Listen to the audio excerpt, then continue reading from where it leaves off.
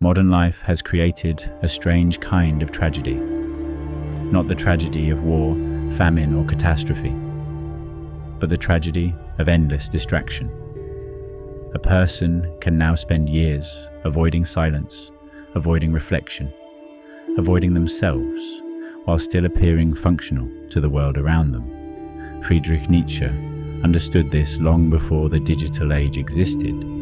He believed that human beings possess a frightening tendency to escape from reality whenever reality becomes demanding. Instead of confronting suffering directly, people invent comforts, routines, and illusions that protect them from the burden of becoming who they could be.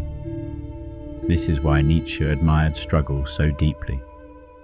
Not because suffering is inherently noble, but because difficulty exposes the truth of a person's character. Comfort conceals weakness, adversity reveals it. A person who never encounters resistance never truly discovers themselves. Their convictions remain untested.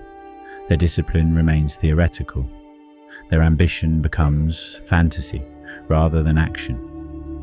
Nietzsche believed that within every human being there exists a constant tension between what one is and what one could become. Self-improvement, in his view, was not a matter of productivity or external success, but an act of self-overcoming. The individual must repeatedly confront their own cowardice, laziness, resentment, and fear, and consciously destroy the parts of themselves that cling to mediocrity. This is why he wrote, "Become who you are." At first, the phrase sounds simple, almost comforting, but it contains a brutal implication. Most people never become themselves at all. They inherit opinions from society, absorb values from the crowd, imitate the desires of others, and eventually lose the ability to distinguish their authentic voice from the noise surrounding them. To Nietzsche, the modern individual was in danger of becoming spiritually passive, living not according to conviction, but according to convenience. And perhaps that is the real danger of comfort. It does not merely weaken the body, it weakens the will. It creates a life governed by avoidance rather than purpose. Days become repetitive, ambition fades into routine, and the individual slowly loses the capacity to confront existence with courage.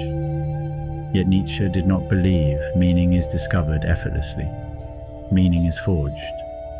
It emerges through resistance, sacrifice, discipline, and the willingness to endure transformation without retreating into distraction. The question then is not whether suffering will appear in your life.